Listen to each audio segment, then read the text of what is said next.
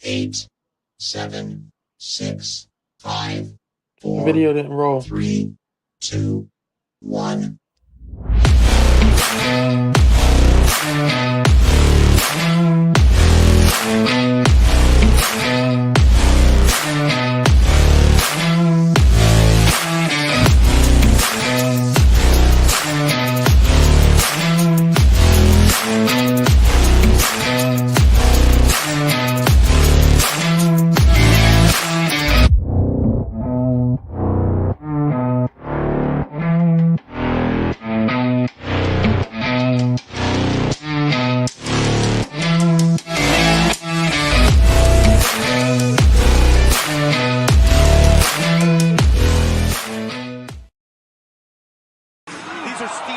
What is good, everyone? It is your boy Politic Hot alongside my guys, Mr. Joey Woods, Mr. Moyerfit, Chris Wilson. We are Still Steps coming to you live on a beautiful Thursday evening, courtesy of All Authentic Talk Sports Network.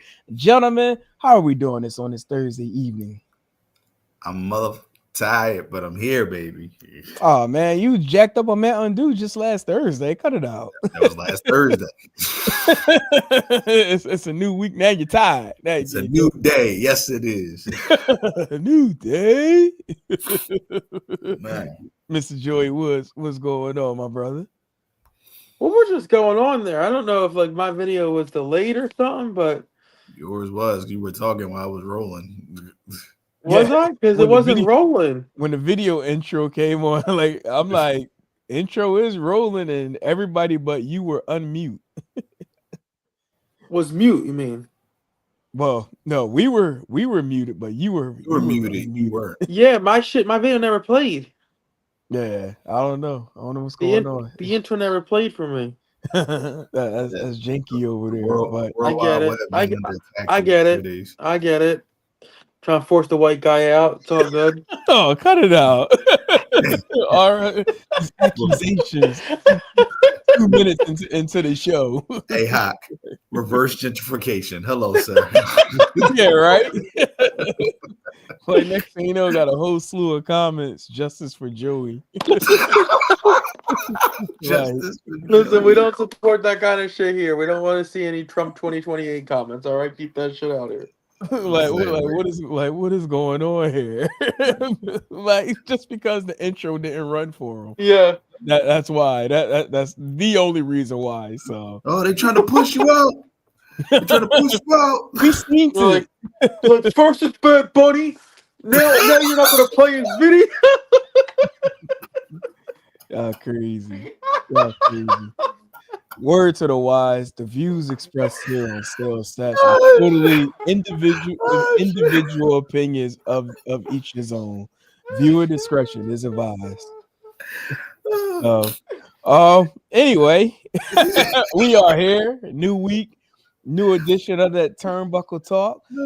Definitely has been I think it's been a pretty good week of pro wrestling. As a matter of fact, we kind of gotta take a step back to last Friday, since we've now been on Thursday nights. We got a new United States champion with Dragunov defeating Sami Zayn. Like, I'll tell you one thing, I did not expect that to happen on SmackDown. So I thought that was pretty dope. Mr. Moyerfit, your thoughts in regards to the changing of the title? Nobody saw that coming. That shit was cool. That's what I like to see from wrestling. The unexpected, changing of the guard. Sammy's been doing this thing for a very long time now. Multiple time Intercontinental champion, tag champion, all that stuff. So like, he's been the ultimate underdog for so long. He gave the rub to a young up and coming dude who's a lot of people respect because his in-ring work is crazy. He has that freaking European like shooting style of wrestling, where it's like he's gonna take it and give it as much as because you see the matches between him and Gunther. If you watch NXT UK back in those days that people courted, those were some stiff matches, man. They was just chopping and forearming and crap out of each other, but the guy can go. Like, he was out for close to a year because he tore his meniscus. or something. His ACL. So for him to come back, first match back, to have a great match with Sammy, win the United States champ, that's what we want to see like this. So it was a good thing. Nobody saw it coming. It was a great, and it worked because it was a really good match. That's what made it work more than anything. So nobody expected to come in. The match turned out to be really good. Sammy gave the rub because he didn't have to. From what I read, that he made the decision that he wanted to drop the belt and he wanted to drop it to Dragunov. So it's all around good stuff right there. Yeah. Shout out to Ilya Dragunov winning the United States Championship. Joey, what you about to say? Yeah, like again, I don't know how to word this, you know what I mean? But here we go. We're gonna try. It's weird to say, but he's like the closest I've seen to that Chris Benoit style wrestling since Chris Benoit has done what he's done and has not been in wrestling. But like the way they carry themselves, the way they throw caution to the wind with every single move, like to me, it's a splitting image. Like I don't know how you guys feel about that, but I always get those vibes anytime I watch a match from him. Do you guys get that at all? For me, a little bit. A little bit. But I see what you're saying. I see where you're going with that, though. You know what I get of these two? You may relate to it, Chris. Yeah, I know you'll relate to it because it was a little bit more our era. It felt like that Dean Malenko Ultimate Dragon, like going for the WCW television champ title back in the day, like the way the style of the matches. Like I felt like, to expand that, almost any level of cruiserweight talent that from back in the day, like you can insert like that match, gave like that type of vibe last Friday, like just the length and time that the match was. I think that match was damn near a half hour. It has some good length anger. Yeah. Oh my God! Stop it! It!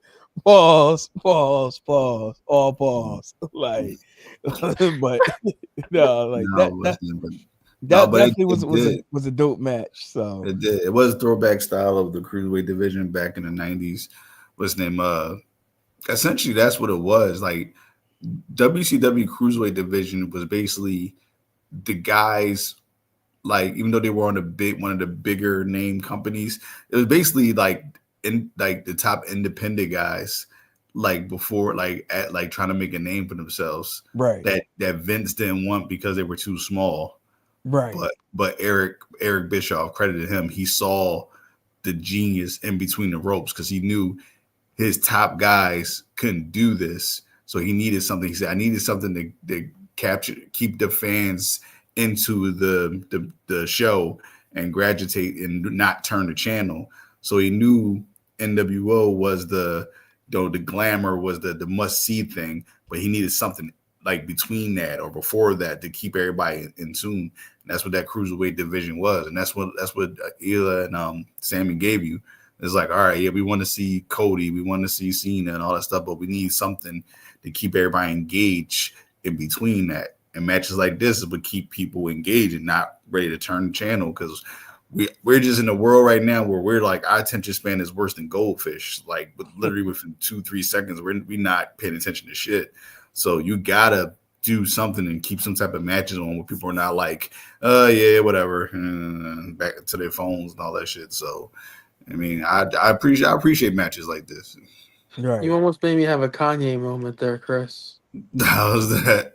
Like that rant was good. I'll let you finish in a minute, but when you gave Bischoff all the credit, because I mean, I know I was a young pup and probably for the most part wasn't even like watching wrestling during this time. You were young because I was so little. But we gotta give some credit here to Heyman, because Heyman showcased these guys first. Yeah. Bischoff saw that these guys had some talent and knew that he could outpay them. Yeah, so that's what I'm saying though. I said they were like basically the independent guys before they got onto the bigger platform. Because even though they were the bigger platform, because ECW wasn't looked as a major. Doesn't get that Yeah. straight. Like, No, they were indie. there was like an independent. So that's what I'm saying. They were like the independent guys who made it to the big time. That's what I'm saying. That's what Ilya and Sammy gave to you. Because be real, Yeah. Sammy's an independent guy. I just don't like to give Bischoff credit at all. I just don't. No, Bishop, I feel like he gets too much credit sometimes, and a lot of the shit that was successful back in WCW days were a lot of stolen shit, right? Like NWO was stolen from Japan, and that's what I say. Imitation is the best form of flattery. So they said, if you ain't cheating, you're not trying. Yeah. So that's what he did. He basically saw something he knew was good that a lot of people. That man should have just stuck to fucking Ninja Stars. Yeah, because listen, because the internet wasn't like, it was out there obviously, but social media wasn't a thing. It wasn't. So like us on the East Coast or this side of the ocean, we're not catching New Japan and all that stuff and all that. We don't know nothing about that. I didn't even know he took that. Unless you were like a hardcore tape collector or trader, like you which I wasn't. And I watched New Japan as a kid growing up, and I even noticed like it was a different style of wrestling for sure. But I was like, but I watched it, but it was like I wasn't in tune to where I could just look at this guy and knew who he was. I didn't. And the only reason why I knew about New Japan wrestling is because of WCW, to be honest. So because they always had those crossover promotion things. Well, real quick, Hawk, speaking of New Japan, did you see it went on sale today? Oh, they did go on sale today? Yeah, the promo, it finished at 7, the pre-sale. The main sale goes tomorrow, but tickets are as low as $19. Oh, that ain't bad at all. Wow. Yeah. The only thing with that is now it's like Zack Sabre, maybe? Like, what's that, like, non-Japanese star right now that they have? Yeah. They might have a little hard time moving tickets. They don't have that Omega anymore, or that Osprey, like, who's that guy that's going to attract those East Coast fans to come in? Unless they build Takeshita. I'll tell you right now, even though I really, really like and appreciate Zack Sabre Jr., he's not pushing tickets over here. But I don't know if Takeshita pushed tickets here either. Like, yeah, he's not. Neither one of them are. Sorry to say, even though they are absolutely amazing, like they are mint in the ring. But that's what it is. That's where it starts and ends. You need more appeal than that on this side of the pond. Right. When's the last time Moxley performed in New Japan? It's been a little while. That's a possibility. Yeah. Or maybe they get the Good Brothers for a show. Right.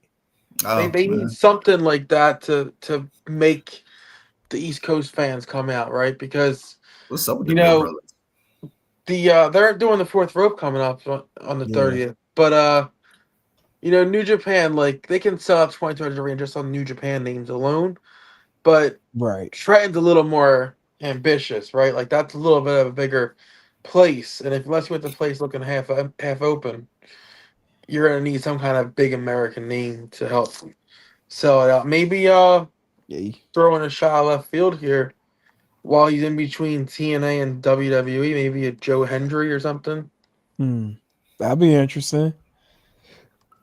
If that was the case, they should have marquee this like the multiverse. That was at 2300, because then maybe you could. That was so good. Yeah, like maybe you could then market it that way to get potential fans to fly in for the Trenton show. Yeah. Also, too, they gambling on weather that time of the year. Like, hopefully, what is it, February? I think it's late January. Don't quote me. Yeah, I think it's either January or February. You're also gambling. If you can pull up an exact date, Hawk, you're gambling at, like, the Eagles are a good team, right? Like, a Saturday night in January might be a playoff game. Right. No, that's true. That's true too. So, but yeah, that's all taken into account. But all right, gentlemen, we got a couple of things listed for tonight, to discuss. Definitely the events that took place with AEW, from Wrestle Dream to this past Wednesday on Dynamite. We go talk about that. We also got the situation that took place on Monday on Raw with Seth dropping the title, and they had a infamous battle royal for the opponent to face CM Punk at the upcoming Saturday night's main event. And we got some tension between two brothers again. And so we definitely want to talk about that. So Let's start with the Battle Royal because I'm kind of heated on that. before we get there, I do want to introduce our rapid fire edition after reviewing last week's edition of Rapid Fire. It wasn't really that rapid of a fire, pause. But I said, you know what, we're going to switch it up a little bit differently this week. That way, one, we all can actually have an answer to the question, and all can respond rather than individual questions going out to each other, like it was last week. So again, to those that are watching, these questions, these individuals here, my brethrens of the show, have no idea what is getting ready to be asked to them. So that's actually the even better part about having these rapid fire type of questions being thrown out here throughout the weeks of the show. So question number one, and this is actually tailored on with AEW. So no history, anything that need to be said. Just need to know who wins. So question one: if you had to predict the winner of Chris Statlander and Mercedes Moné today, who wins? Joey. Chris. Oh. Mercedes. Chris Statlander. I also gonna go with Chris Statlander. Yep. Next question. That's a makeup for not cut my video on earlier. Next question. Will Dominic Mysterio become a heavyweight champion in the next year? I'm going to say yes. Chris. Yes. Joey. Not next year. No. Okay. Next question. Provide the percentage. What are the chances we see the Vision versus Seth Rollins and Roman Reigns? Joey.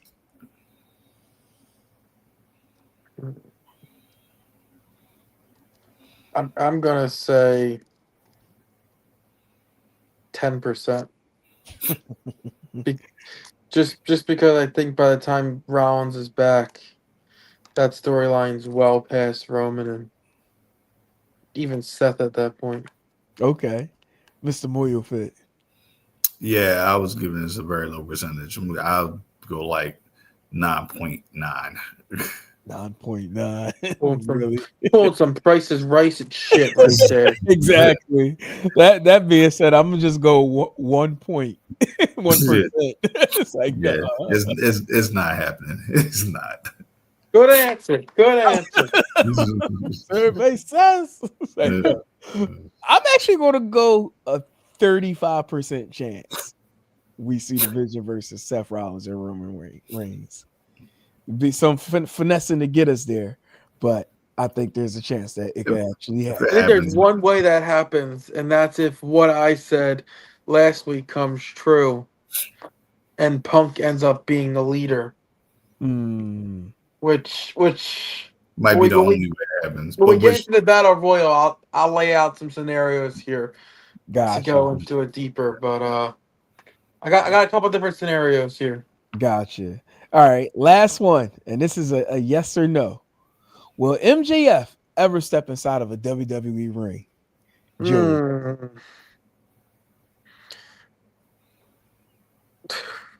After this last week, yes. Chris.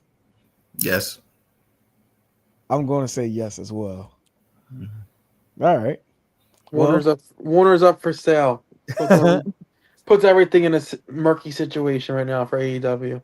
That was this week's edition of Rapid Fire, sponsored by Nobody. So.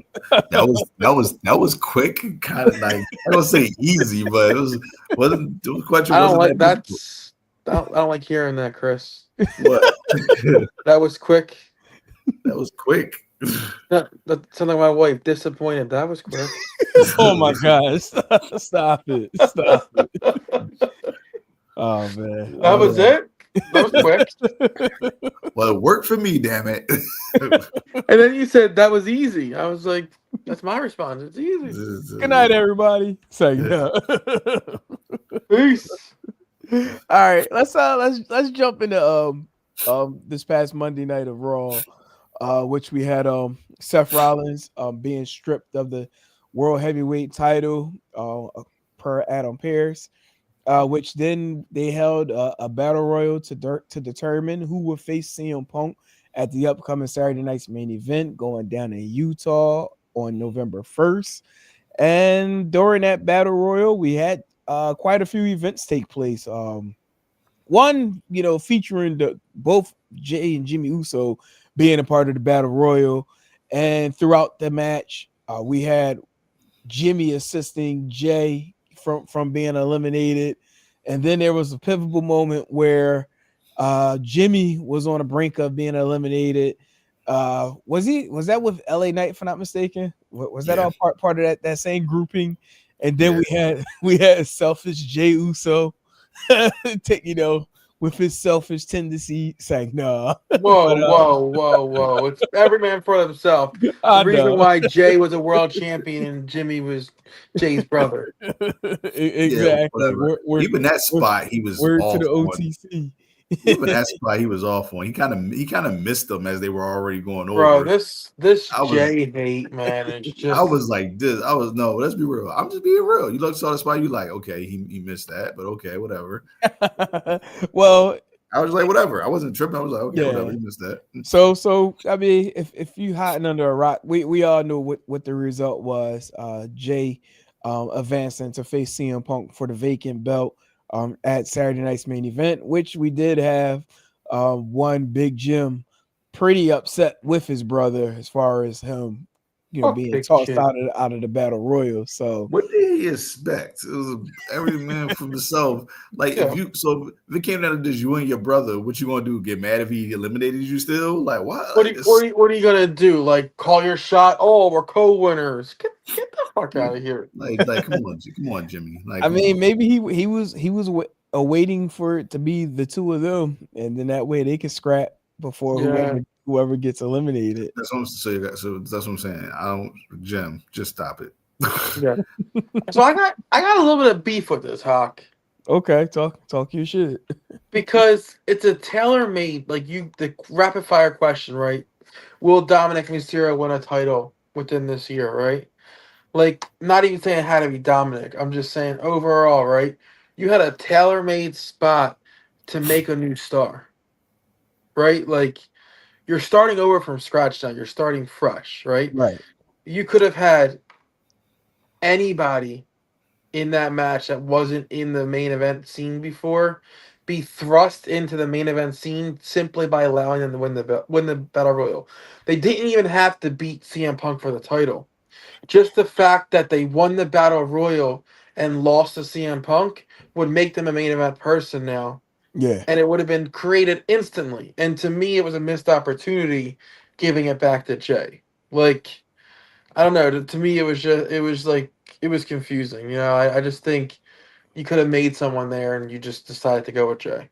And honestly, the way the show was going, I thought that was the possibility of happening. Like one with the belts being dropped by Finn and JD, that could have then boosted Finn if had he won the battle royal to getting into the heavyweight title picture.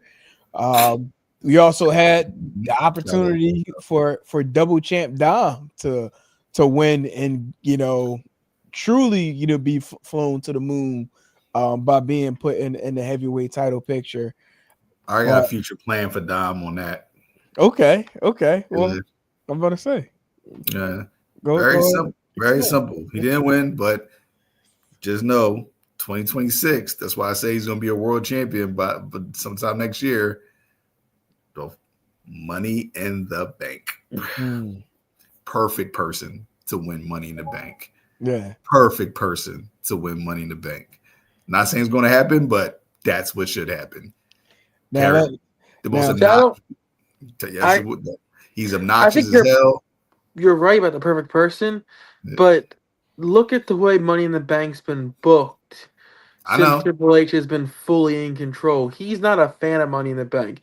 And I think if you're going to thrust Dom into that picture, I think it's more likely that he wins a Royal Rumble than it is Money in the Bank, just because Triple H doesn't seem like he's a fan on building stars off of Money in the Bank.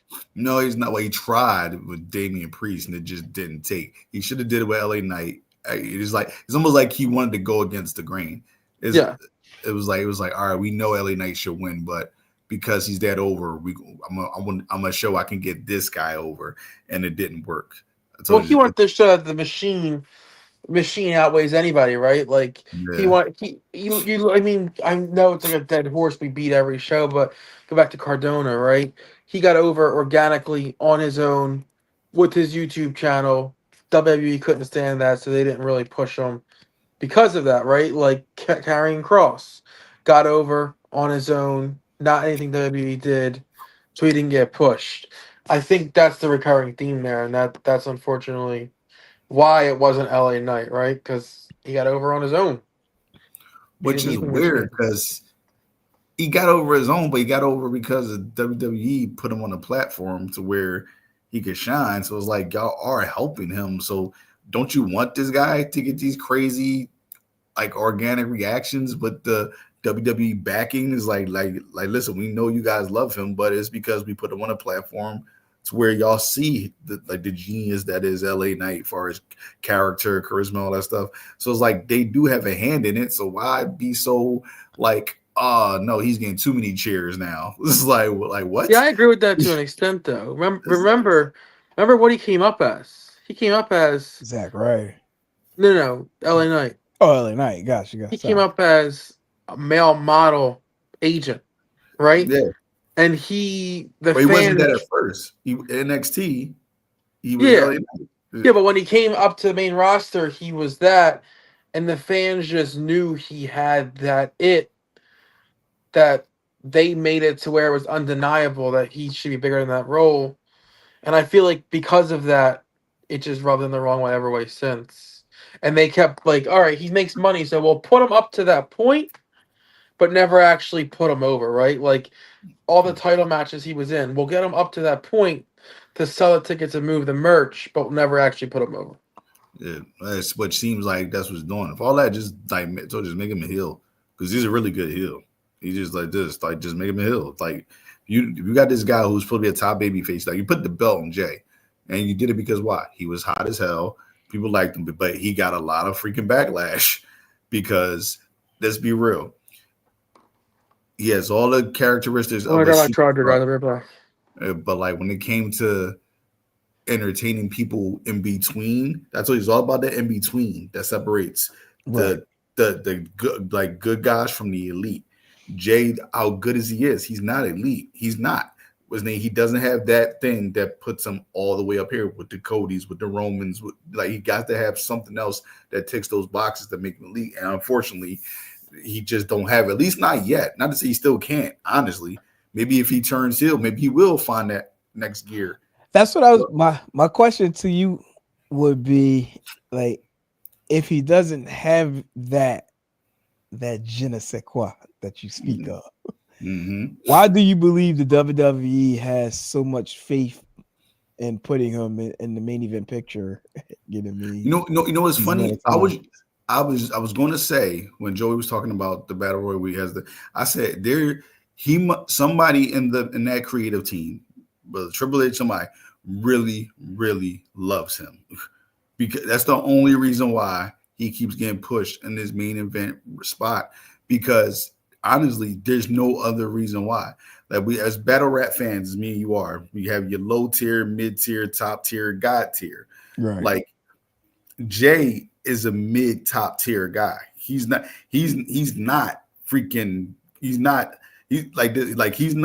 Loaded Lux. He's not Mook. He's not Charlie Clips. He could be, but he's not.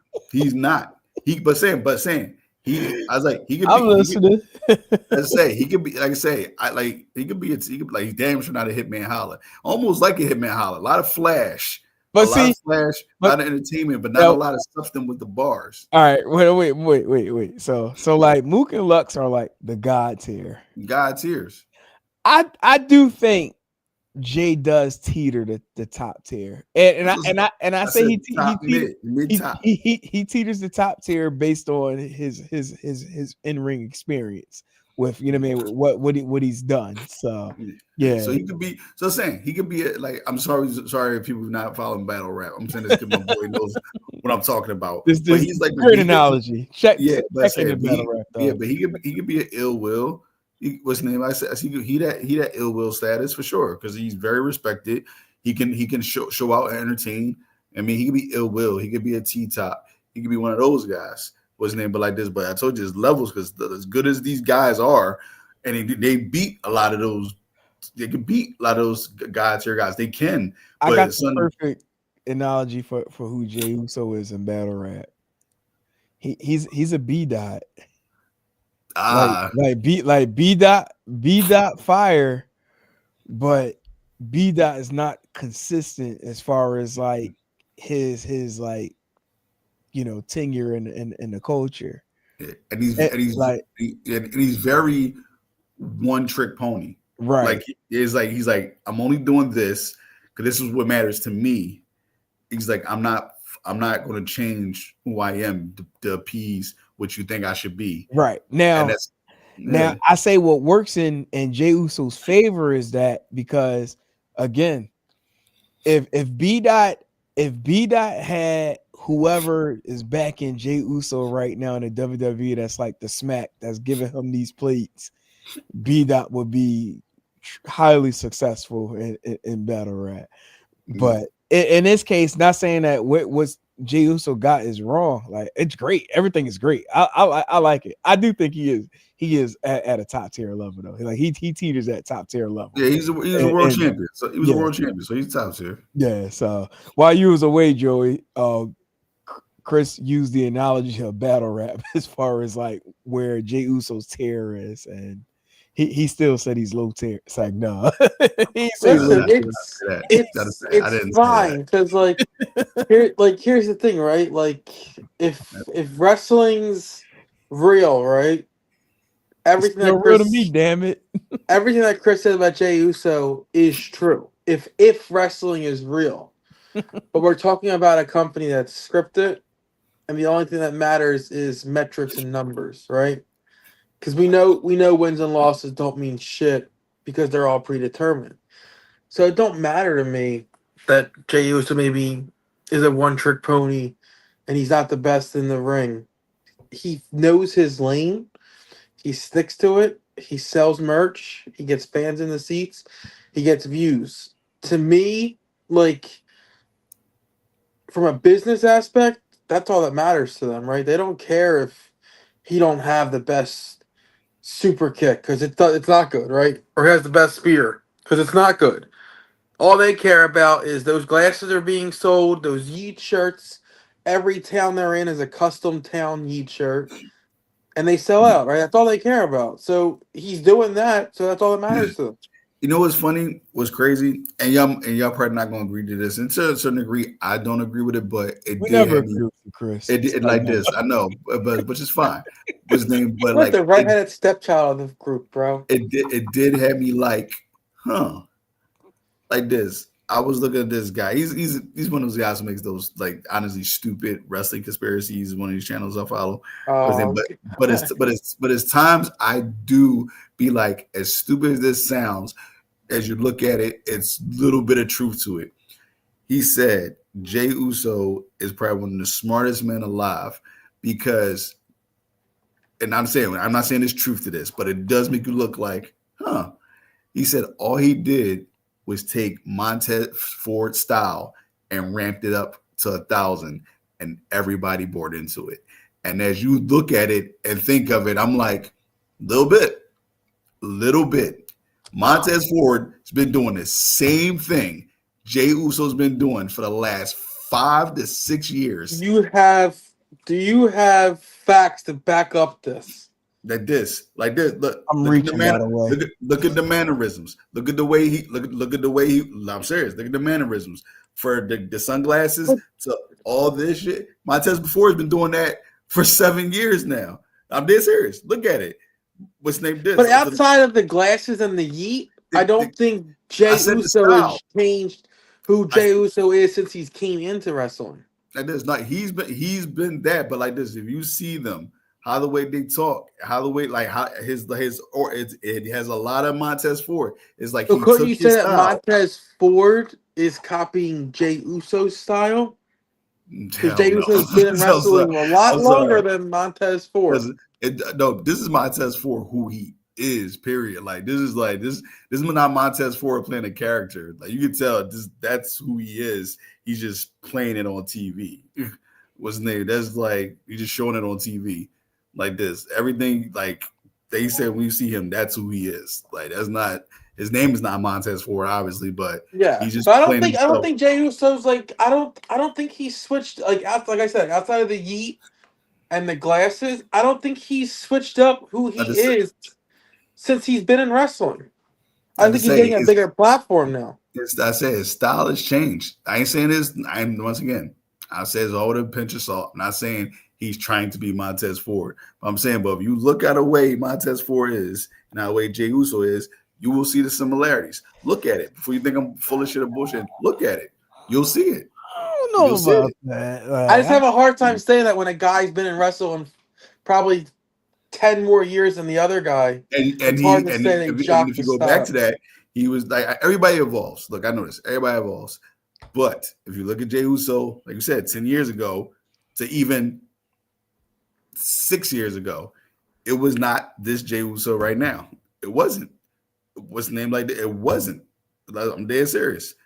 I don't know, like those battle raps and stuff like that. This Jey Uso's always been there. Even with the battle raps, never allowed him. Even with the battle raps, though, he didn't act. He didn't. His charisma, all this stuff, wasn't like it is now. I mean, there's definitely character growth. Like there's character growth between both him and Jimmy.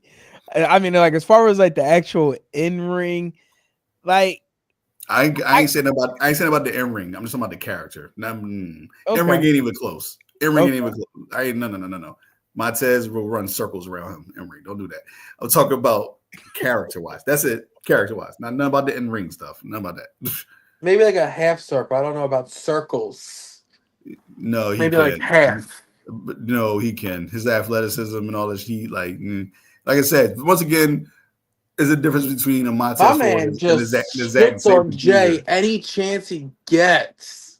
No, I don't. Just tell the truth. I call it like I see it. Doesn't mean it's fact. It's opinion. I see him like, all right, like Jay's good. And he, like I said, I'm glad he's got to the top of what he's done. He's a world champion. He was a guy. You're just a big Jim fan. If you'd have bet me or guarantee me $10 million that one day Jey Uso will be a world champion, I would say no, it's not ever going to happen. I would never think it was going to happen. I don't think nobody would think it was going to happen. So the fact that it did, I give him all the freaking credit in the world. Like it's because like you trying to tell me you saw Jey Uso that 7, even 6 years ago. You're like, yeah, that's a future world champ. And usually in tag teams, you could tell who's going to be the breakout star. Like, yeah, I thought they was going to be a tag team forever. I keep it a bean. I thought his ceiling was Intercontinental Championship. See, you know what I'm saying? I'll be honest. Like I'm happy to see him become a world heavyweight champion. Unlike Mr. Moyofit is like, which is not bad. What is bad about being a tag team superstar, winning multiple tag team championships, then going on your own and winning the top mid-card title? That's not shitting on somebody. That's like you've done 20 times more than a lot of people. So let me ask you this, Chris. Wait, Chris low-key just indirectly said, but winning the world heavyweight championship? That was unheard of. Yeah, let me ask you this. Never in a million years. Never. I know you said it right off the top of your head, real quick, right? Real quick. You said what's so bad about just being tag team champion, stuff like that, right? In 2025, right? Right off the top of your head. Who's the two tag team champions? Is AJ Styles and Dragon Lee And the tag team is the Wyatt Six.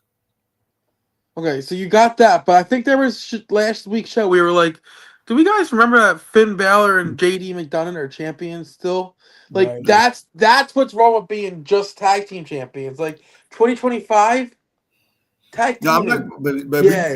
you're talking about right now. But like Yeah. when But no, I'm saying like if he he would was have a kept multi. Let's say on. he's like a 10-time tag team Yeah, champion. yeah, So yeah.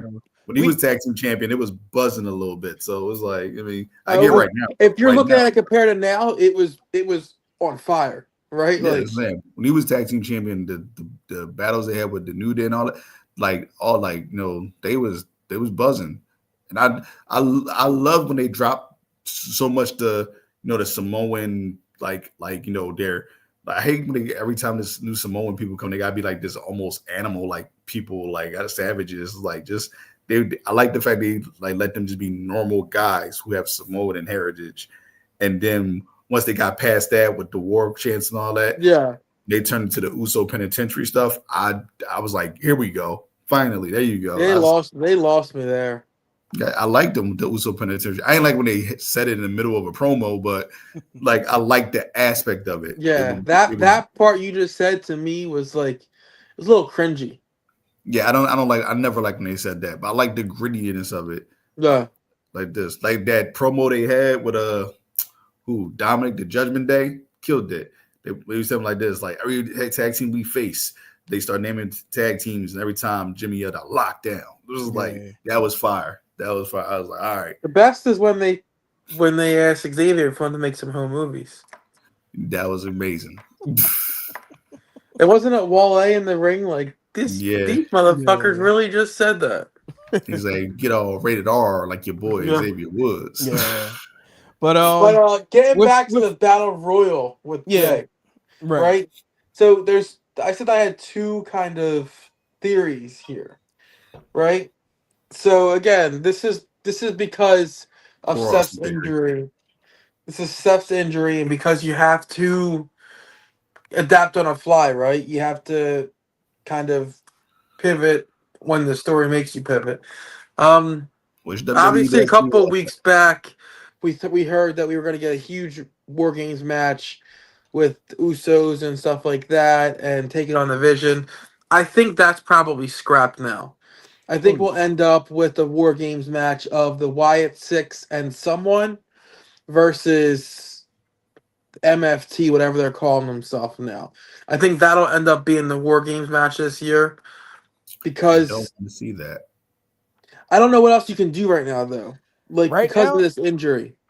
I think, and just only speculating because of the nature of timing, I think we may get that Raw versus SmackDown War Games again. That's possible too. That's possible too. At this point, that's probably like the only one that really makes sense because if you're not going to go with a storyline, I agree. Right. Because half of the like the main event talent are in like pivotal storylines at the moment. Yeah. Yeah. But so pivoting off of that to get that out of the way now, I could see two things happening because of this Battle Royal. One, they work it to where going back to CM Punk, this was all Heyman's plan all along to get Seth Rollins out of the picture. They used the Vision to get close to Seth, and then boom, they turn on Seth in the end and caused him to get injured. Now he's gone, and CM Punk's the leader of the Vision. That's one way I could see it going. Vision helps Punk win Saturday night's main event. Punk is the new leader, and that's what we got going. What I could also see happening is Jey Uso winning the title, Jimmy becoming resentful because Jay eliminated Jimmy and he felt like that's his spot. And this is gonna sound crazy, but Jimmy and Jay feud for the world title. That's the only two routes I think they can possibly go to keep the Vision going. I think. Yeah, I know. I just don't want another Jimmy and Jay match. I don't. I'm sorry. I don't. This not even hating. Y'all saw that match. I don't want another one of those. Please, no. Like, just no. Andrade's a whore. It's like Hulk Hogan. Hulk Hogan, what? Like wisdom. But I don't know. Like I said, whatever works. But I don't know. But it's weird to me if CM Punk is the new leader of the division, even though that would be cool as hell. But that means Braun Breaker takes a back seat again, and he's clearly trying to put himself as the next guy of the division. Because like he's holding up the world title after he took out Seth, and he comes out with it over his shoulder on Raw. That tells me he wants to be the guy. That doesn't tells me he wants to be the second guy in command if CM Punk comes in. So it's kind of like awkward dynamic. So it's like you can't just put him right back in second place again. Like you already pegged him as the guy to be the guy, and they always call him the future of the business. Like, well, I guess the time is now. But so the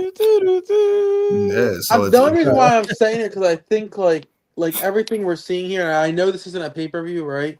But I think it can help lead the pay-per-views. Is I think there's some panic within the WWE right now with these pay-per-view numbers, right?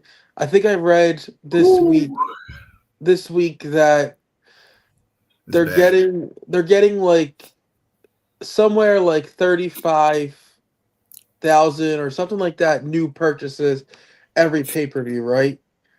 Which equals out to be like 35 million. And they need to be like 350 million or something crazy like that. Like they're well below. Yeah, the threshold. So I'm piggyback on you, Joey. ESPN is paying them $320 million a year. Yeah. For them to stream their pay-per-views, PLEs, whatever on their platform. And they're not bringing in the numbers. Now, granted, companies expect that at first. They don't expect to get these barrage of new subscribers the first couple months, even the first year, but they expect them to get more as the bigger name PLEs, your Royal Rumbles, your WrestleMania, SummerSlams. So they figure if they're only getting 100,000 for, I think they got like 100,000 for WrestlePalooza. What's the name? So, but they'll figure, all right, we probably get 300, 350 for a SummerSlam or a Royal Rumble. Probably 500,000 for a WrestleMania, especially if it's a 2-day event. I heard they're trying to make Royal Rumble a 2-day event now too. They're trying to make all their PLEs 2-day events pretty much. That would be stupid. Yeah, they were talking about it, but I think an event like the Royal Rumble works better than a 2-day event, if we're being honest. Yeah, because they want the women to really get the shine they should for winning the Royal Rumble. Because of course, like they usually study for every Royal Rumble starts out with the women Royal Rumble match. Yeah, like these last couple of years. So they win, they get their moment, but then it's like, okay, now here's the match. Yeah, or two matches in between the one that you should worry about.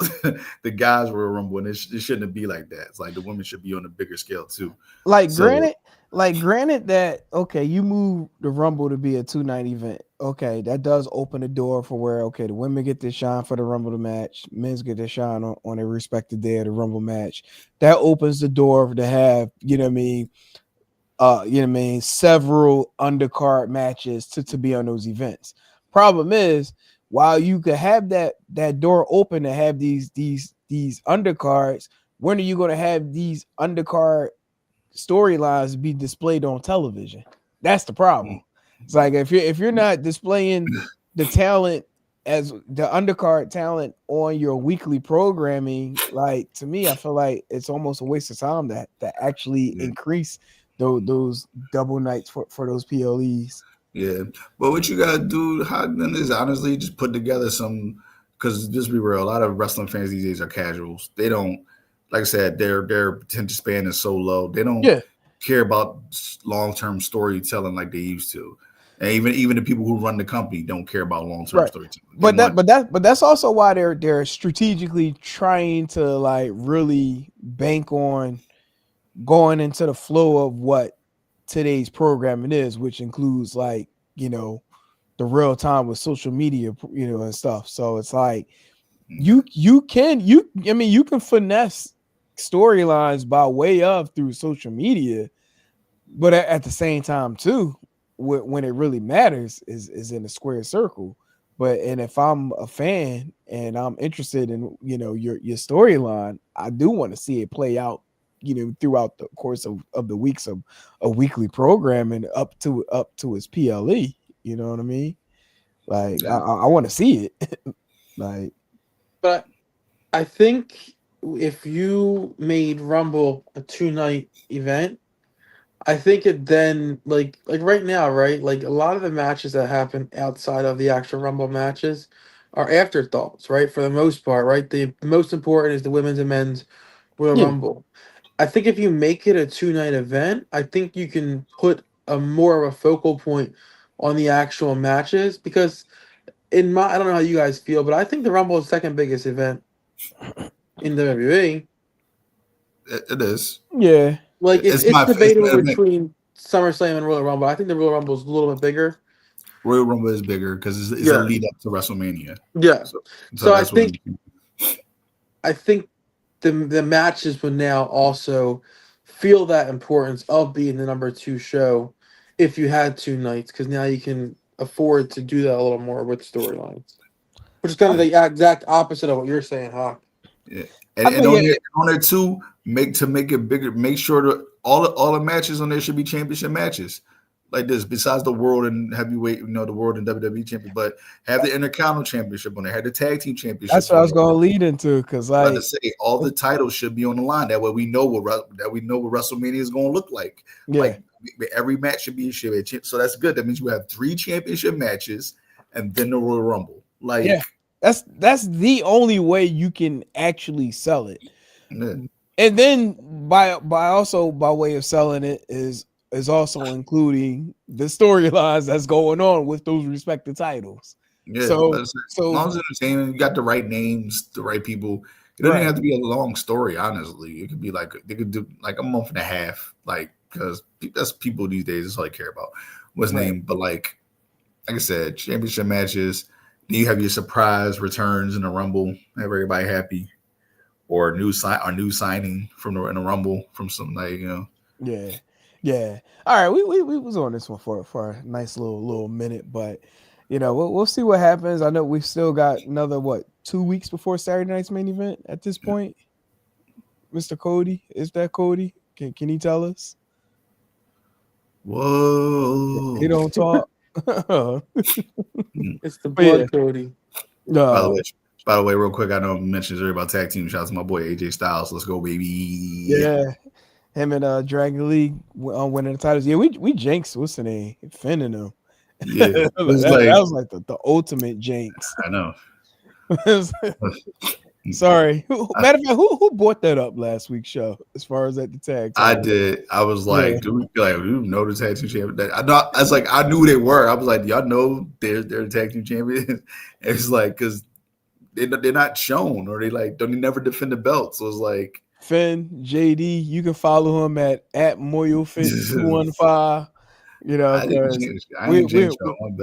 We were paying y'all no mind with the titles, and he brought it up. Next thing you know, you end up dropping them. God damn. I thought it was funny though. After the match, Dragon Lee talking to AJ, he's like, "Yo, we have to have a tag team name." He said, "What do you think about AJ Lee?" And AJ Styles was like, "Nah, I don't like that name." I'll pass. That's pretty good though. I like that. But switching gears, let's just jump into real quick with AEW. We had a Wrestle Dream this last Saturday. Pretty cool event. I will say, like, God damn, this event was so long, and maybe that's fucking long. Maybe that's because I also did partake in watching the tailgate brawl too. So like, I literally watch. What was that, like 5.5 hours of wrestling Saturday night? Like, somebody said I was watching this guy, one of these wrestling blogger guys. He's funny stuff. He was joking. He wasn't big. He's like this. He was like, all right. He said, he's like, I'm about to watch The Godfather Part 1, 2, and 3. And after that, I'll still have 2 more hours of AEW to watch. Damn shame. He might have been. I think he's actually accurate with that.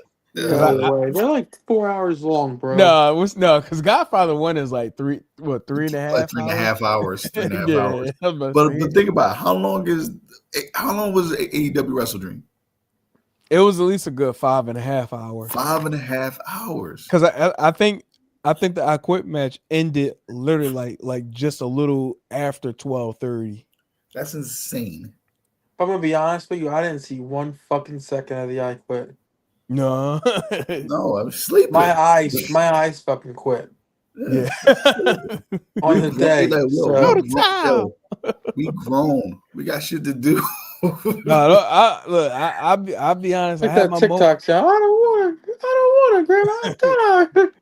I had my moments like I'm on the couch, like, hold on, wait, dog, let me get up. let me go ahead and watch this. Yeah, but like, don't get me wrong. That shit I miss Sting, man. That's my favorite wrestler, one of my favorite wrestlers ever. I'm like, God damn it. It was a good show. Yeah. We're not saying that. We're just saying And it's maybe always a damn good show. Always a good show. I said they always have. That's the thing about AEW, because WrestlePalooza sucked ass. Like, it sucked ass. AEW has been really on their fucking A game as far as their shows, as far as like even their like Dynamite, so they even those have got more entertaining. Yeah. But Jesus, This past Wednesday was actually pretty good. I'm not. Yeah, how I am dug it. Seriously, realistically, how am I supposed to stay up? Like, to watch all of that, and like, just like you just get fatigued eventually. Your body's just like, all right, we've been watching this for like 4 hours now. Like, I do feel like I do feel like it's a little different in arena. No, way different watching in at arena. home. Like, now, don't get me wrong. Like, I don't know about that, bro. You still had your moments where like, 4 hours. A little tired. That show that was at the Liacouras Center, Yeah, that felt like a fucking marathon. yeah. No, I was there for 2 days. It definitely went long. I think what might have kept myself was the fact that like people around were having conversations. So it's like we pretty much kind of kept each other up. Like, you know what I mean, talking throughout the event. Not saying that it was needed, but it was happening throughout the course of the event. So it to me, I felt like it went by a little bit quicker than it does watching it, you know what I mean, from the couch. You know, another issue, it's like not only do they overbook the match, like overbook the card, but the matches are overworked, right? Like every match, especially the one that was in Philly, right? I think we talked about this a little bit. Every match was over 15 minutes. Yeah. You can have a good 8 to 10 minute pay-per-view match and be on your way. Every match doesn't have to be 15, 20, 30 minutes long. Right. And that's where I think they lose the fans a lot of times. It's like there's only so many Canadian destroyers you can see on a card before they start to lose their luster. And I think that happens a lot with AEW. Yeah. I do like that they are like really beginning to dive into the storyline effect, like as far as like with the with the upcoming tournament. We could talk about that too. Honestly, my favorite storyline right now is the Young Bucks being broke. Like, and that's funny. And then they keep knocking on Tony Khan's door for like a 5K match, or for a money match, I should just say in general. Like, I love that part. Like, this is funny. I'm glad wrestling, we know it's scripted and all this stuff, but like, yeah, it's like when Shawn Michaels was wrestling JBL, he's supposed to believe he's broke. This is like, yeah, okay. Like, yeah, you're broke, Shawn. Okay, we get it. Right. or like more recent, like with Baron Corbin. he went broke Corbin. It's like, come on, bro. You're on WWE TV every single week. They're not paying you. Right. You're just showing up for food, for free catering. It's like, the way you just like, come on, bro, right? Like, all I can think about is the one movie where the guy's like, not up in here, not up in here, not up in here. We don't believe that shit up in here. You know what I mean? Like, right? Like, just there's a couple times though where you're like, come on, like for example, when DDP was Undertaker's wife's stalker. Yeah. Like this man was a WCW champion, and I expect him to like stalk Taker's wife Yeah. now. Like He was the people's champion. Like he was their people's champion. yeah, Fans generally, because he organically came up as Yeah. one of the people's favorites. And like now all of a sudden he comes to WWE, he's like, yeah, I've been stalking your wife. He was already married. Yeah. This is like I'm just going, yeah, I'm just gonna stalk the under everybody there. Shouldn't do a period, people, by the way. We don't encourage stalking. But you gonna stalk the Undertaker's wife for real? Just randomly. yeah. Or how about when Hornswoggle was Vince McMahon's illegitimate son? Yeah, it's just like come on with the bullshit. And that was Like supposed to be we know it's scripted, but sometimes you gotta keep the yeah. And kayfabe a little yeah, bit. and that was a on the fly thing. It was supposed to be Mr. Kennedy, but he failed the wellness policy test, so Yeah. it went the Hornswoggle. But A like, lot of stuff was stuff like that. Like remember when they killed him? Yeah, they And a switched. week later. Yeah, but they had to change that real quick because what happened in real life with Yeah. Sherry Martel. So right. But throwing it back to Wait, why AEW why they cancel that? with this storyline. Sherry Martel, she actually passed away in real life, so they was like, we're not going to do no fake. Oh, I thought it was episode. Benoit. I thought they killed No. him off, and then the next week it was Benoit, and he was like, "My character Vince McMahon last week was killed off," but Actually, it was. Was Yeah, it it the was Benoit Benoit. thing? I thought it Yeah. was Sherry Martel. It was- Okay. yeah, because remember to start the show, Oh he yeah. came on and Yeah. was like, "The character of Vince McMahon was killed off last week, but this isn't the character. This is Vincent Kenny McMahon speaking." Right. Yeah. But now let's get back to AEW though. We're going way left on that. But like That's the best with the conversations we have, bro. we on AEW right now. But Oh, Hawk is a with big AEW fan, y'all. Sorry. no, we give everybody their respect and time. Like you know what I mean? We got give everybody their shine. Like, but no, like talking about the storyline, like with the Bucks, for instance, like how are you flying around across the country, but you broke, but you struggling and looking for money matches in every city now. I can afford Yeah. those. You can afford those flights. You can afford those flights and rental cars and hotel stays. Right. Or how are you on podcasts talking about how you want to buy PWG, Right. but you're pushing the bro, and I get it, right? Because like yesterday I watched Dark Side of the Ring. It was the original Sheik, right? And there was a spot where we were talking about like back in the day, right? Like kayfabe was kayfabe, right? Like Yeah. the Sheik would go to a restaurant with his family in full headgear, right? Like even when he wasn't technically in character, he would go, right? And then like when his family, well, it was just him and his family, he speak English.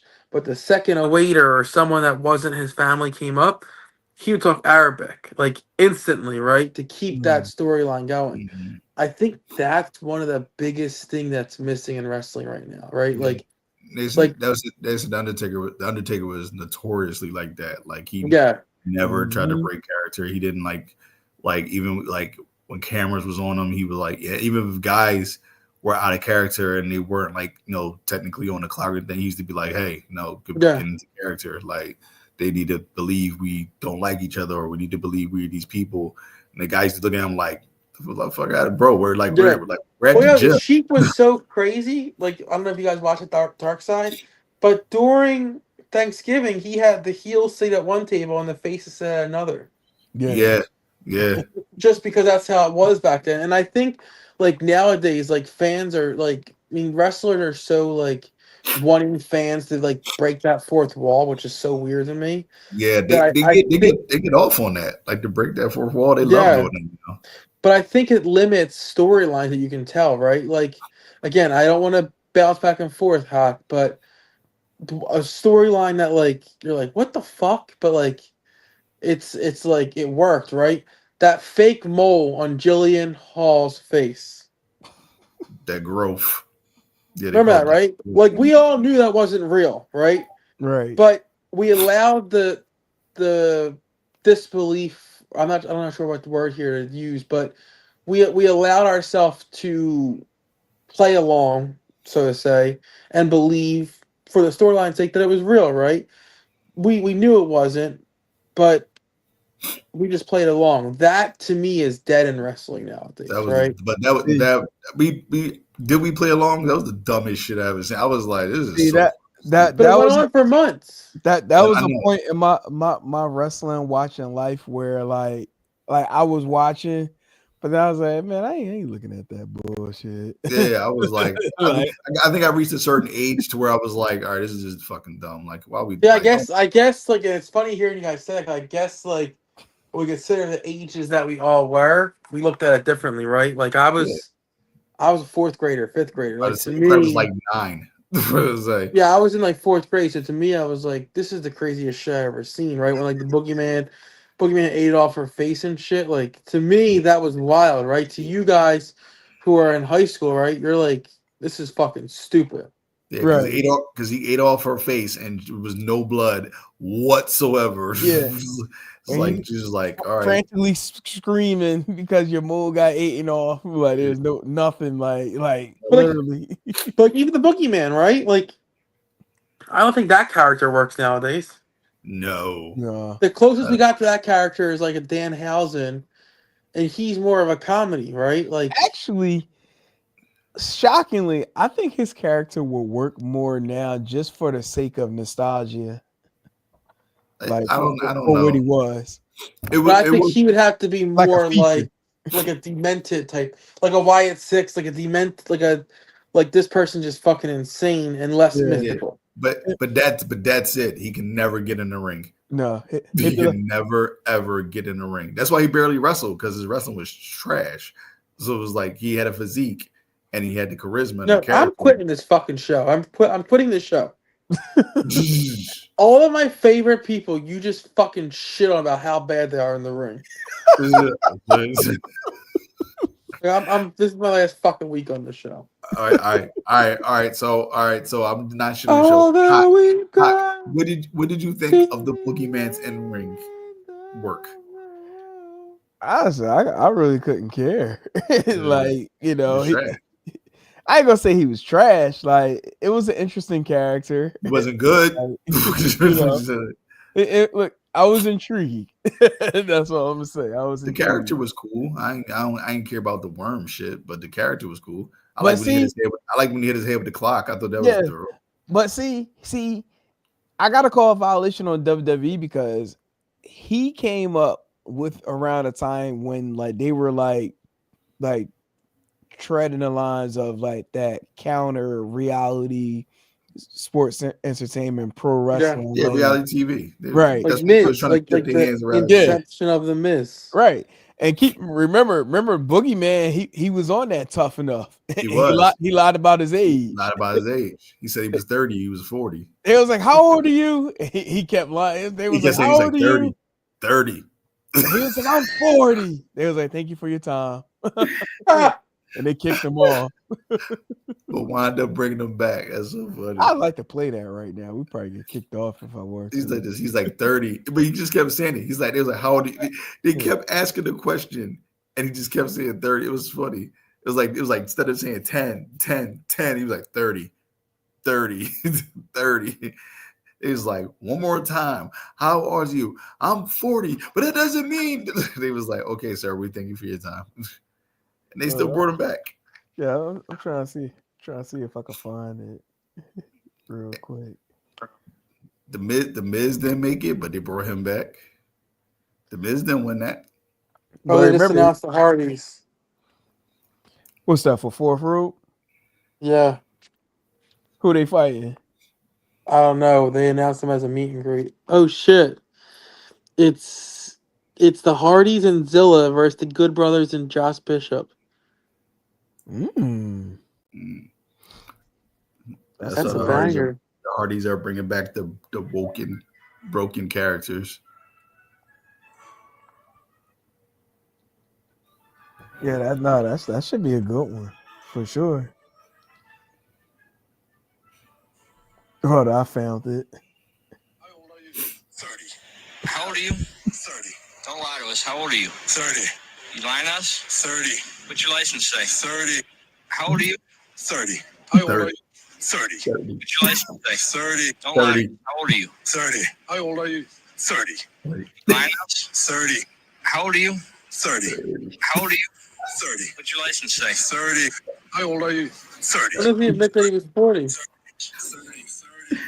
That was hilarious. Says, read it to me. 7/15/64. Just right. I am 40. How old are you?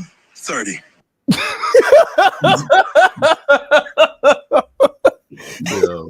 He went back. He actually said what his license said. How old are you? 30. How about you just add 10 years? It's the boogeyman. that's boogeyman knowledge. So, Guys, we're breaking down here a little bit. We're All losing right. some- that's you switching up, going over to crossing over back to WWE.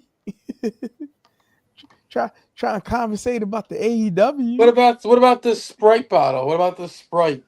I'm about to say, who drinking Sprite? Do they are they still in business? By the way, I don't even fucking know.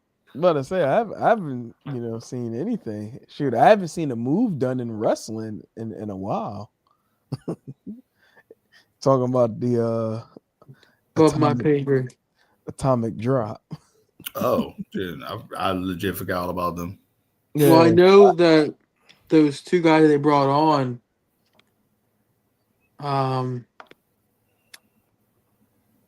like Paul had said, like, hey, like, the way you put on the show is very unprofessional. Like, you can't be laying the fuck down when you're doing the show. And the guy's like, I'm a grown fucking man. Don't tell me what I can do and can't do. And he's like, well, I'm not letting you go live on my show if you're gonna lay down when you're doing a fucking podcast. Oh, okay. Which I agree with. Like, if you're gonna be on if you're gonna do a show with our name on it, like, sit the fuck up when you're doing the show, right? Like, don't be laying down. Right. No, that's a fact. that is a fact. True. So, but yeah. After you said the Sprite bottle, I almost forgot about that. I was like, wait. Yeah. And then he went to his fucking house because it got heated. Oh shit, that's crazy. Yeah. No, we had to talk more about that off air. So, but no, let's wrap it up from here because they did announce the women's world tag team championship. Look, we talked all that. We ain't even really like dissect not one match from Wrestle Dream, like literally. Like we talked about the length and time of the event, but overall though, it definitely was a decent show. I'll give them that, but god damn, it was just way too long. I was gonna ask y'all not even stance, but opinions regards to the one particular spot that took place during the Moxley Darby Allin match that kind of got a lot of people up in arms on social media, which was the fish tank spot. Like, need to go touch fucking grass. Like that was, a lot of people were, mixed feelings in regards to the spot. What's his wife said it best, Hawk? Who? Brody Lee's wife. Yeah, it was like Amanda. This match went on after 12 p.m. Yeah, and somebody like 12 a.m. Yeah. Yeah, someone was like, "Oh, my kids are watching." The ladies, and she's like, "If your kids are watching at 12 a.m., you're a bad parent, right? Like, you should know whatever you see at that time of night, maybe it's not suitable for children, right? Like case in point, like if your 10-year-old is watching at 12 a.m., whatever you see is whatever you see, right? Like to me, that's should be a given. I mean, I remember a time." When you watch Comedy Central past 12 a.m., you saw some things you shouldn't have seen, right? Like, after a certain period of time, it's not always going to be friendly. BET Uncut. Google it. Look, that was even later. I think that was like 2 a.m. 1:30 or 2. Yeah, like 2 a.m. Like, Google it. Yeah. No, I knew it was a big deal. That I let my kids watch Deathmatch, Hawk. So, I don't give a fuck about it. I mean, Moni gripe was like, all right, like it's a I quit match. If you're drowning him, how is he gonna quit? It's like all right. It's like I don't think he's gonna say I quit if he can't breathe. Right. I won't let him out, buddy. I mean, well, theoretically, like he could just lift him back up. Like, do you quit? All He right, wasn't back trying to. in. Yeah, He wasn't trying to though. right. He was not trying to. Yeah, But wasn't Shout to Sting. yeah. that Austin It's Blood easy. match? Wasn't that an I Quit match? Austin and Brett. Right. Yes. And Yeah, didn't the match end because they passed out? he Well, passed out. Technically, Yeah. Austin passed out due That- to the loss of blood. Loss of blood. Yeah. And While that's he how was- it ended, right? Right. Yeah, While he was in the sharpshooter. Yeah, So Shamrock. why couldn't they? Why? I mean, they realistically could have had Darby pass out from drowning.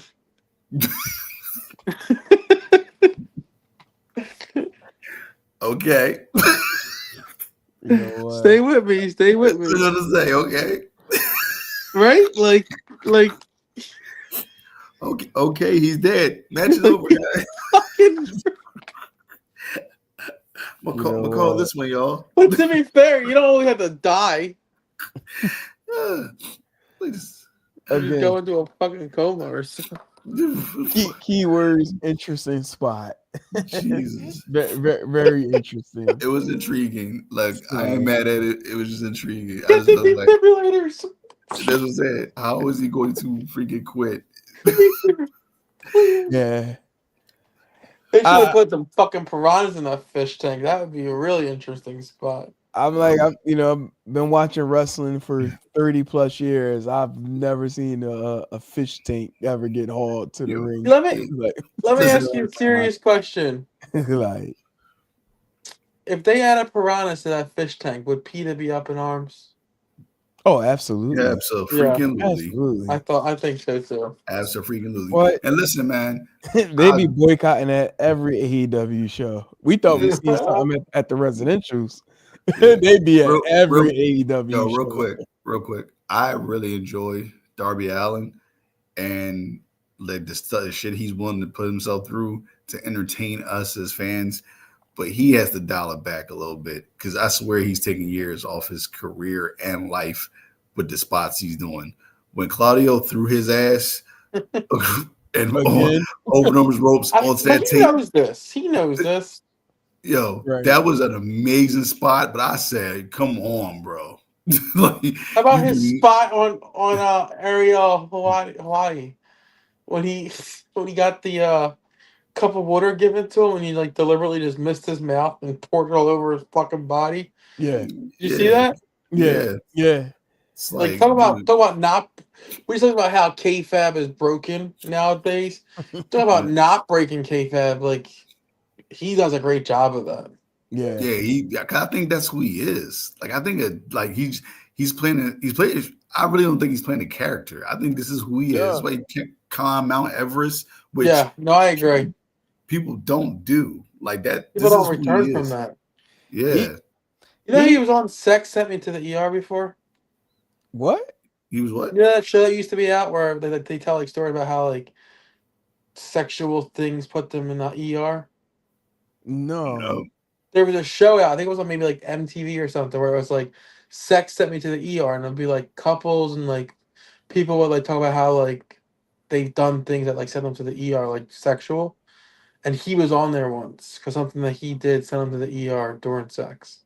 Oh shit! I have no idea about that. Yeah, that makes sense with him. Yeah, it makes sense with him. Didn't he? He fumbled the bag, wasn't he, with Priscilla Kelly? I think so. Yeah. But ridiculous. Only show I thought about was like the Trauma of Life in the ER joint. Like I know about the joints used to come on TLC back in the day. In that world, though, that wrestling world is so crazy. How honestly, if you're a wrestling fan and wrestler, period, you're in a bubble. Like only a certain type of group of people love and enamored with wrestling, was the professional, sports entertainment, whatever you want to call it.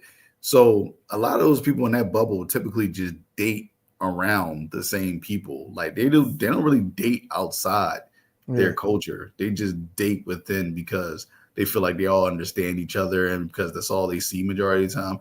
So a lot of people just date each other. Like when you found out this person used to date this person, and you're like, really? Like every time I've heard that AJ Lee used to date Jay Lethal, I'm like, what? It's like like CM Punk's wife? Like, and I'm like, how the fuck they even met? Like, it's just like it's crazy to me. Like, since CM Punk dated everybody, apparently. Let me ask y'all real quick before we check out of here and talk about this last topic. Like, as far as like this Wrestle Dream pay-per-view went, like, who do y'all feel like this event really moved the needle for? To me, I feel like it was more so for the women and like the Young Bucks, Jurassic Express. Like with the Moxley Darby situation, while it puts a chapter a closed, you know what I mean, for the two of them, I still think there's the possibility that we see them do some sort of work sometime soon in AEW. But I don't know, like looking back at the event, I feel like there was a lot of just due, especially like for the women, with the matches that they had with Statlander, you know what I mean, retaining against Tony, and then we had Mercedes coming out with the so-called open challenge that then turned into her facing Mina for the interim women's television championship. That's That shit exactly drives me fun. nuts. Yeah, which she did ended up winning now. You Like, think that Like, listen, match was like a holdover? Like this card overall felt like a possibly. holdover to you? That's what it felt like to me.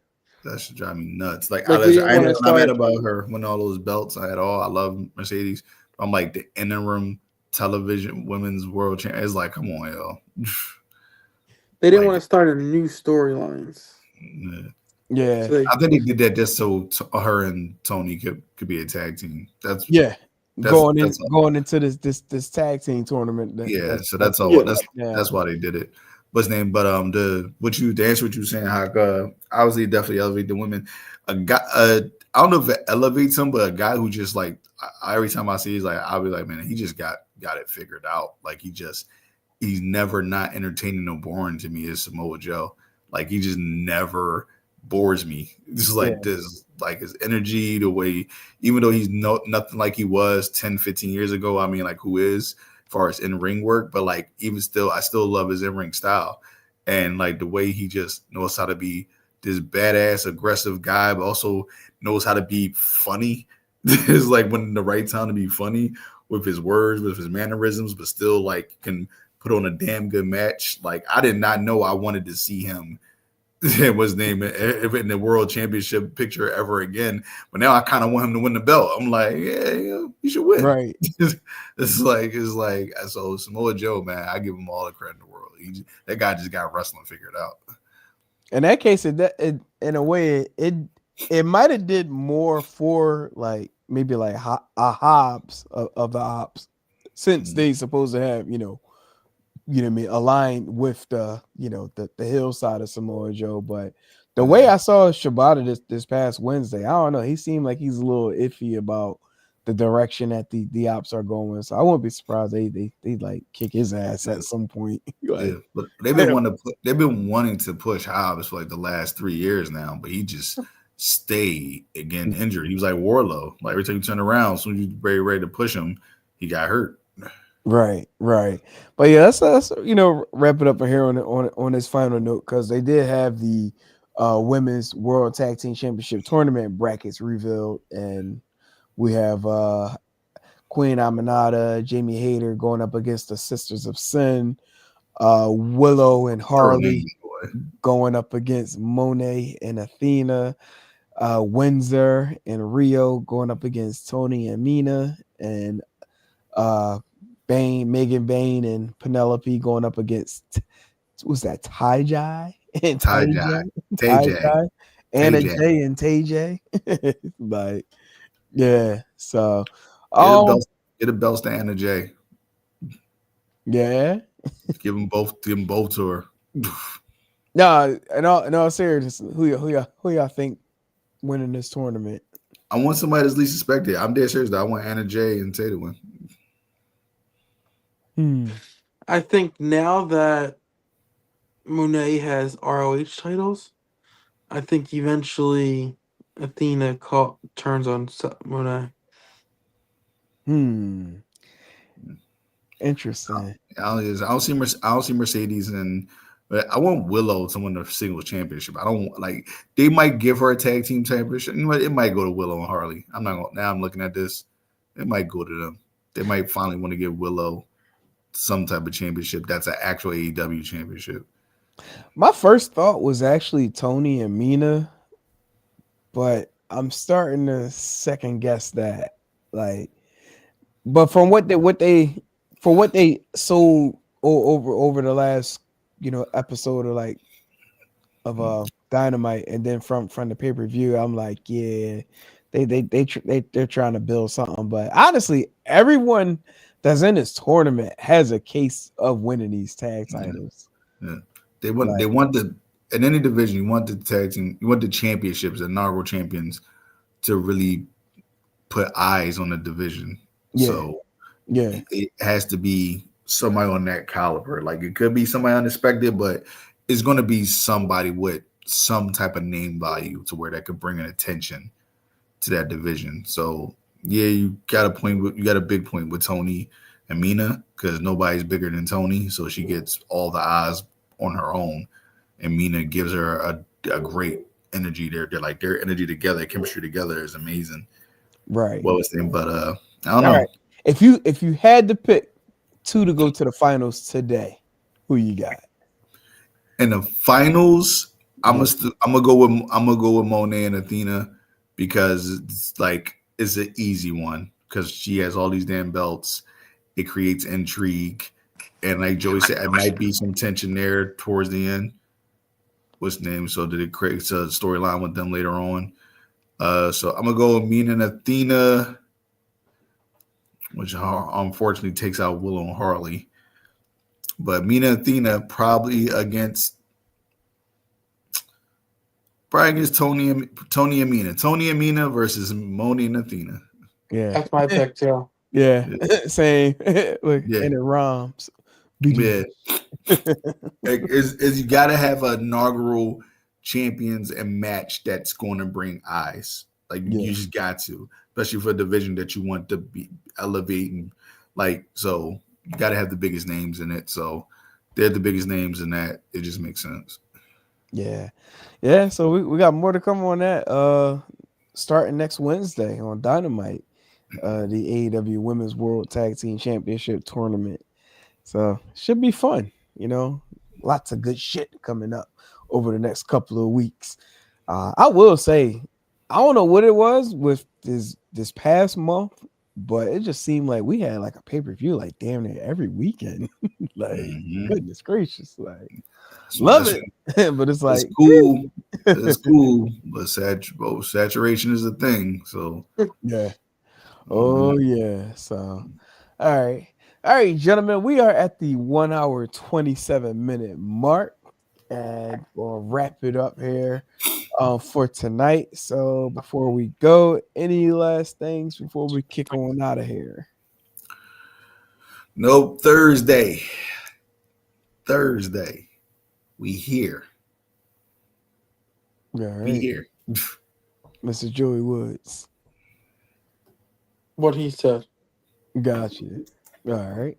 Well, all right, gentlemen, we're going to get on out of here. One quick local plug. I know we said we weren't going to talk about it, but just throwing it out there for anyone interested in a tri-state area. There is an event going on at 2300 Arena on Saturday night. Battleground Championship Wrestling Season of the Witch going down. So if you're interested, go ahead and get your tickets at 2300arena.com. Again, that's 2300arena.com. Check it out. Pretty dope event, coming up this Saturday. So, all right, gentlemen, we're going to get on out of here. Get back to the Get Back next week. Talk about what transpired on this past Friday at SmackDown and wherever everything else that happens over the weekend of pro wrestling, and then next Monday of Raw and NXT Dynamite, everything under the sun. So, all right, gentlemen, and our viewers, this was Still Steps, powered by All of the Talk Sports Network. Mr. Moya Fit Chris Wilson, Mr. Joe Woods. I am politicking hot. There is Goldie. Goldie, where you been?